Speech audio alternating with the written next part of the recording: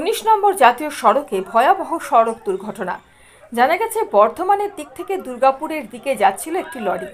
সেই সময় গলসির বড়দিঘি এলাকায় দ্রুত গতিতে আসা একটি 4 চাকা গাড়ি নিয়ন্ত্রণ হারিয়ে সজোরে ধাক্কা মারে লরির পিছনে।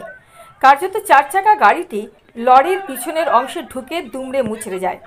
গাড়ির ভিতরে আটকে পড়েন ড্রাইভার সমেত 4 জন যাত্রী। স্থানীয় মানুষদের তৎপরতায় 3 জনকে 4 চাকা গাড়ি থেকে বার করা সম্ভব হলেও একজন আটকে থাকে গাড়ির ভিতরে।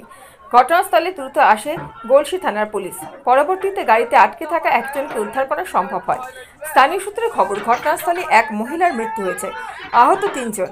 আহতদের উদ্ধার করে বর্ধমান মেডিকেল কলেজ হাসপাতালে চিকিৎসার জন্য পাঠানো হয়। জানা গেছে গাড়ির যাত্রীরা হাওড়া থেকে দুর্গাপুরে কোনো একটি কাজের জন্য যাচ্ছিলেন। পরবর্তীতে ক্রেনের সাহায্যে গাড়িটিকে উদ্ধার করে থানায় নিয়ে যায় পুলিশ। দাদা কীভাবে হয়েছে সেটা তো ধরুন বলতে পারবো না, কিন্তু আমি বাইক নিয়ে আসছিলাম পেছনে, হঠাৎ থেকে এই গাড়িটা আসছে, গাড়িটা পেছুর সঙ্গে সঙ্গে এই গাড়িটাও আসছে। তো আমি এসে এখানে যখন বাইকটা দাঁড় করালাম তখন অলরেডি এই গাড়ি দাঁড়িয়ে গেছে। এসে দেখি যে এই ব্যাপার, পিছন থেকে এসে লাগিয়ে দিয়েছে।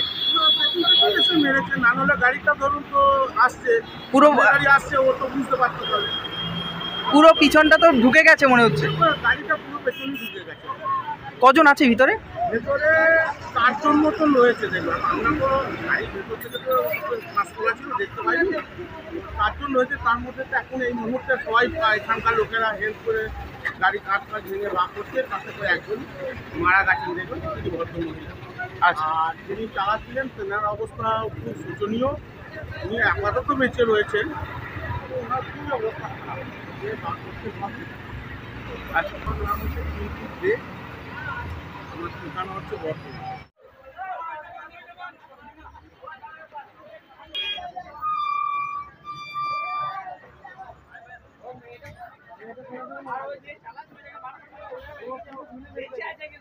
হ্যাঁ,